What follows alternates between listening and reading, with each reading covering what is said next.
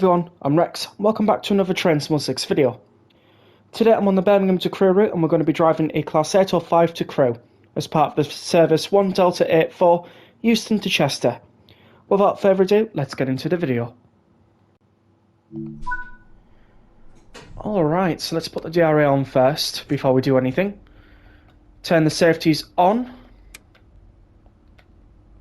AWS, TPWS, Vigilance and DSD, and we'll also put the temporary isolation on as well.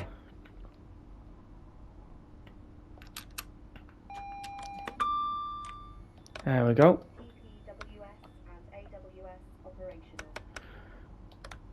And I'll just leave it as that. I'll put the green light just in case we go through any tunnels. I don't think we will in this section, but there's always that possibility. Let's have a look around here. So we have a shed over here. We have a 350. We have a Voyager for Bournemouth. This is our service to Chester. And we have a Pendolino bound for Euston. Oh, and the Voyager is already on the move. Is it delayed? Anybody who knows cross country will know what I mean by that. Anyways, Voyager is now leaving. It was a double-headed Voyager as well.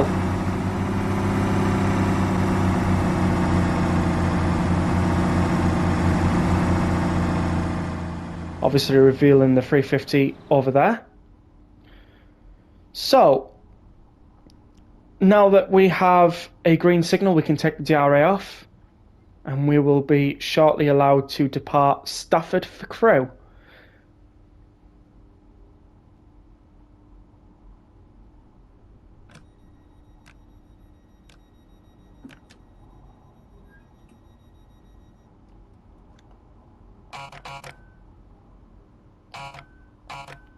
Right, let's get going.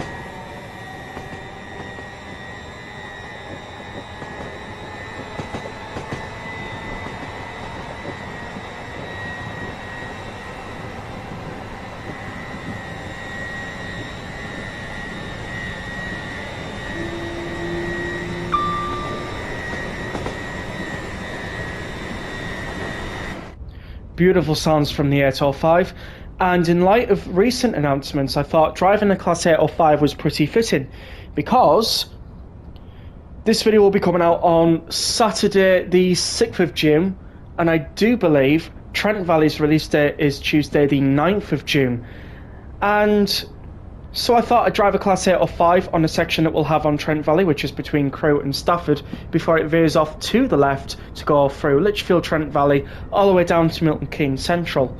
And obviously we're getting the Class 807 and the 350-4 with it as well.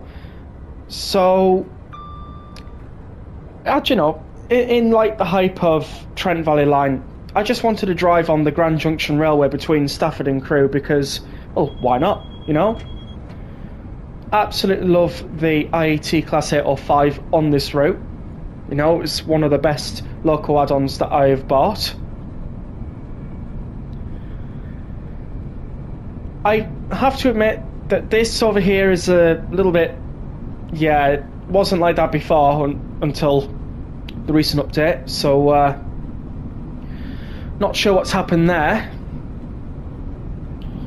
Same with the wheel slip one. But every other button inside the cab seems to be alright. I guess it's just the signal, door close, interlock, train control, wheel slip, all the couple buttons and all these around here that have been affected, but everything else is pretty much okay. But yeah, I just wanted to just drive an 805 for a bit, because obviously when Trent Valley comes out, you can imagine we will be driving on Trent Valley, and we will be doing some services on that route as well, so do stay tuned for that next week. Of course, I'll have my first look video on Trent Valley as well. We'll also be doing a first look stream, to be confirmed when that is going to happen. It might happen on release day or the day after, depending, so keep your eyes open for that one as well on the channel. Obviously, if you're part of the Discord server as well, I'll be posting you guys updates on that. But yeah, as we veer off to the right, we leave the slow lines, which go up there. And we're now just on the fast lines, coming this way. Now, I don't know if that line ever really gets used. I don't think it does. You know, but obviously, as we pass through on the fast lines, they're like lines off to that way. There's like an old station that doesn't really get used.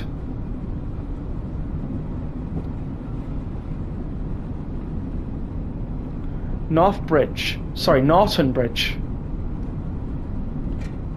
wonder if that was like Norton Station or Norton Bridge or something like that, because obviously it's around this area, so not too bad.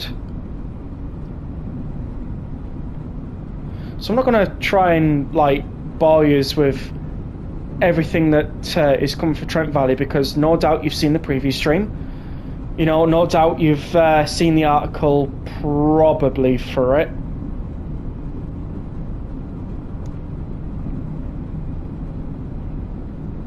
It is $32.99 on release though, which I'm fine with. I don't mind. I know others do, and I totally get that. But it is 108 miles, so it's going to be a long one, this one. So the price is pretty reasonable, if I'm being honest.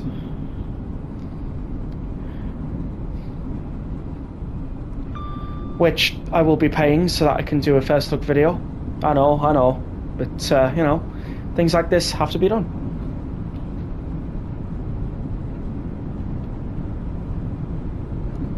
But anyways, we're going to head to the outside camera angles, and we're going to enjoy some Class 805 traction sounds.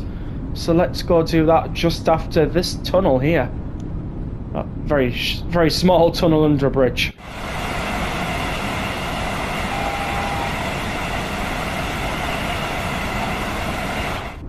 That's weird. Why did I get one of those? There's nothing trackside. Nothing in the 6 foot, nothing in the 4 foot, nothing in the 10 foot either. Oh, it's just cleared back to green. Okay, fair enough. Well, then we'll just continue as normal. There is nothing on the track to say anything about reduced speed, nothing on the distance meter. Certainly won't be any track workers about. So yeah, we're pretty much okay.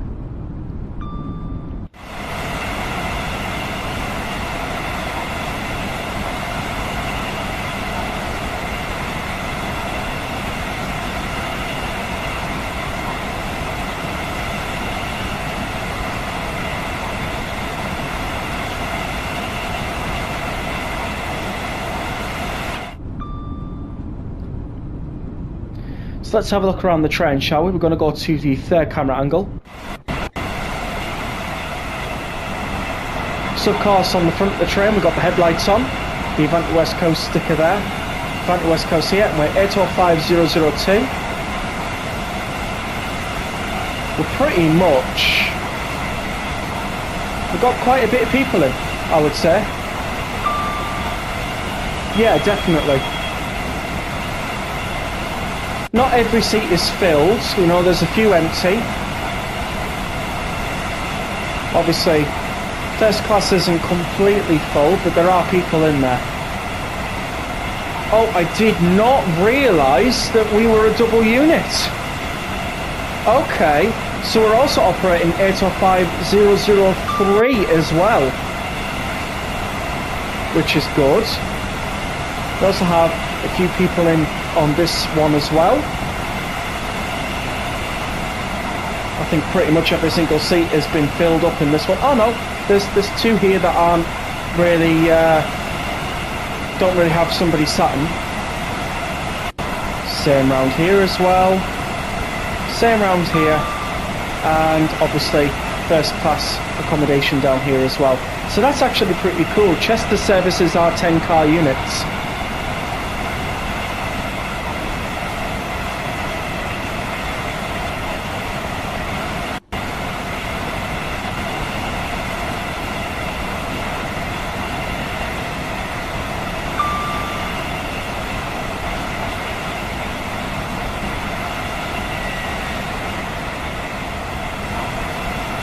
So, if I'm right, the pantograph really is only supposed to be up here, and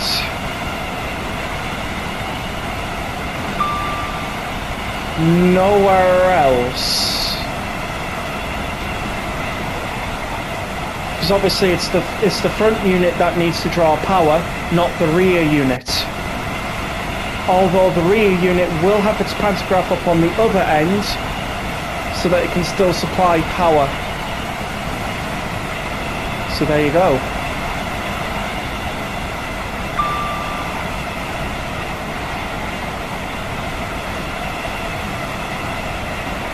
But this one is pulling that one basically.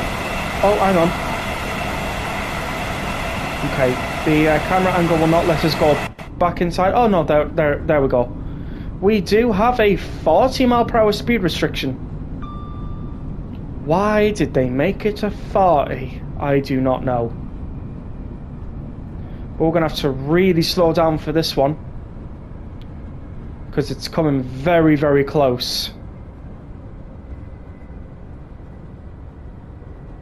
Okay, we can ease off with the brake here.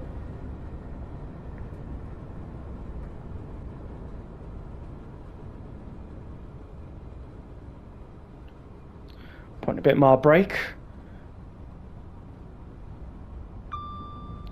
This is the second time I've been temporary speed restricted today. Obviously, if you've watched yesterday's video, you'll know why. And where it happened as well. Any track workers? No. I mean, there's no access points around here, so they've probably had to walk a bit. You know what I mean?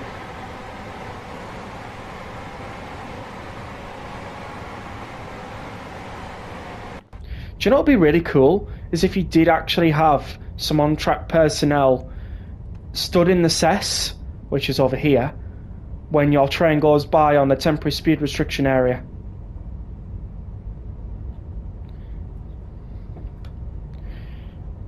If it's hot weather, obviously, because they'll be monitoring the temperature of the rails to make sure that they don't develop any track buckles and other problems. But we can now increase speed again.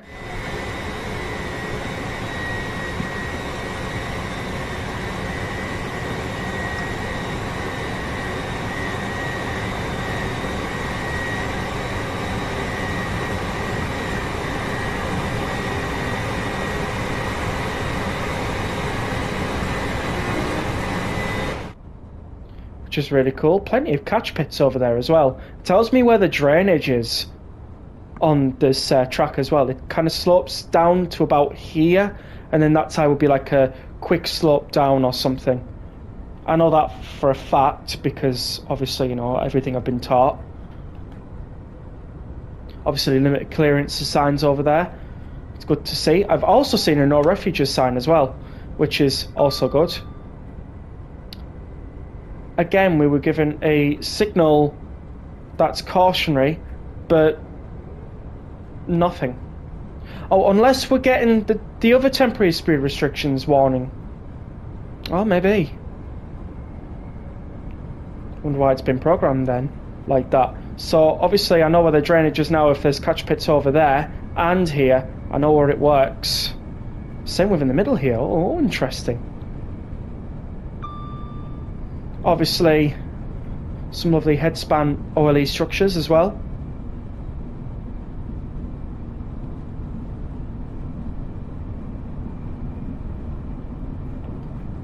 Oh, I think that was one over there, wasn't it? Oh, these are very faded. You can tell. Was there one over here? No, I think I've confused it for something else. Oh, that was a Pendolino going by. We'll just check very quickly on the map what service that was. That's a Manchester Piccadilly to London Euston service. Lovely. Of course, the drivers will already know about their temporary speed restrictions. They'll be briefed before they get out there. So that Pendolino driver's not going to be walking into a speed restriction they didn't know about. It's only me, because obviously, you know, I'm just driving a service here on the game.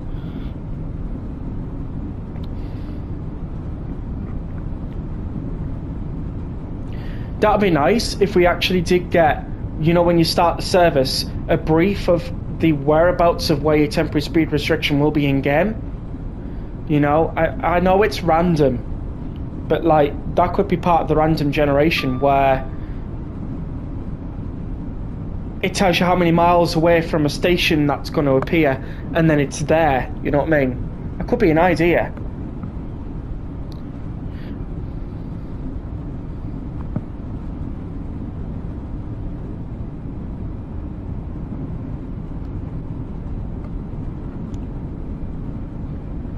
Just enjoying cruising along the countryside inside this Class 805, and it'll be even more enjoyable when we get the Class 807 as well.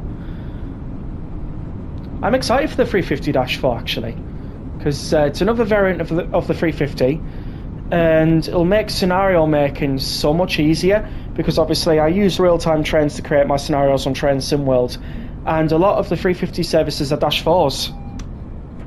Depending on the area and depending on what services they do.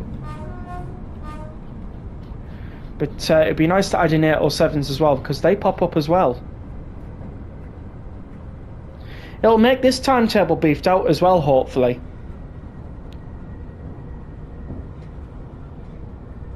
But we'll have the section between Milton Keynes and Crewe anyways. It's just we won't have the lines off to Birmingham. This will be for this route only. But it's fine.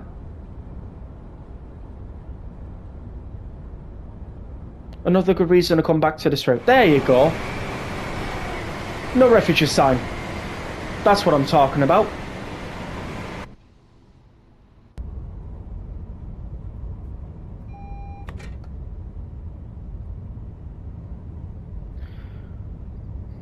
Obviously, those drainage will be inspected regularly.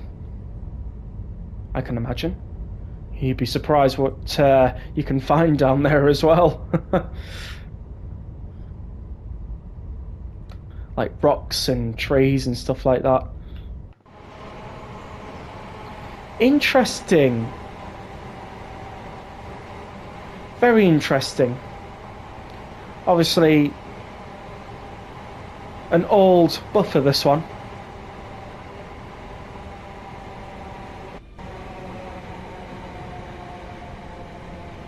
Let's catch up with our 805 then.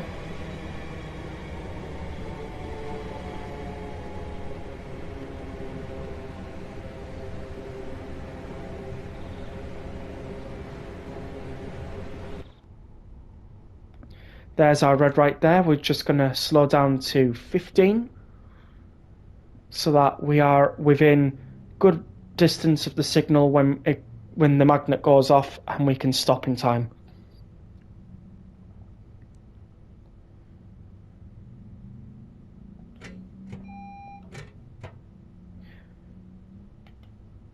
Okay, that's just changed to an amber.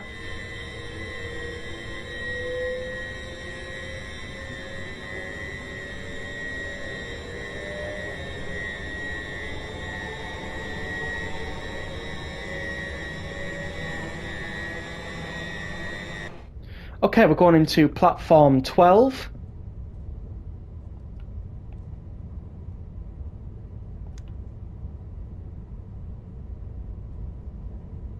We do have a 20 speed limit before going into the platform though.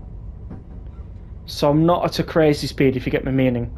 I'm at a speed that I can easily clock down to 20 from. Only just 10 above. We are now approaching Crewe. We are. Please mind the gap when leaving the train and step onto the platform before removing heavy luggage and pushchairs. Do you know what I find so funny though? The fact that they say to remove heavy luggage and pushchairs. We see the NPCs with heavy luggage, but we don't see any NPCs with pushchairs. Is that a new NPC thing that may come? I'm just saying, because like, it'd be nice to actually see that. It would make the announcement not feel unneeded, if you get my meaning. It'll be cool as well, because then, you know, with the pushchairs, you've got to have younger NPCs. So then you could have, like, children travelling with their parents and stuff like that on the train. Which will be cool. Because then not only is it just normal NPCs that we get, but we're also getting, like, different ages of NPCs as well. Because obviously, literally anybody travels by train. It's not just like a certain type of people, if you get my meaning. So it'd be nice to see features like that included in game. But anyways, here we are at Crewe. Obviously that Pendolino went by and we saw Northern 323. We're actually running a minute late, but that's due to the temporary speed restriction that we got. Oh well, it's better than 15 minutes late though, isn't it?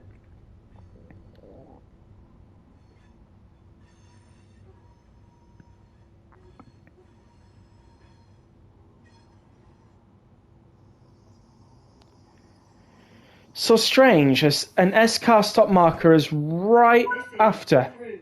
Welcome aboard this Avanti West Coast service to Chester. The next stop will be Chester. Whilst at the station, Okay. if you see something that doesn't look right, speak to our team or text the British Transport Police on 61016. I don't know if anybody noticed that, but it prompts me to change the service to diesel. I wonder if they... I'm speculating here. I wonder if they had plans to extend this to Chester.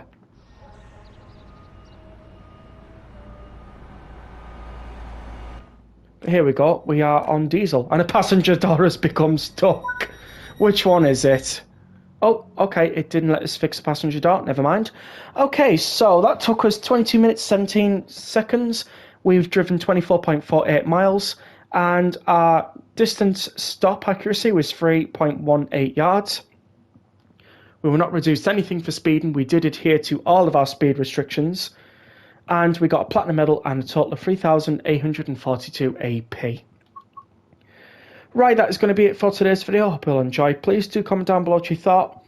Subscribe if you haven't already. We are trying to reach 1,000 subscribers. Leave a like and I will see you all in the next video. But until then, see you all later.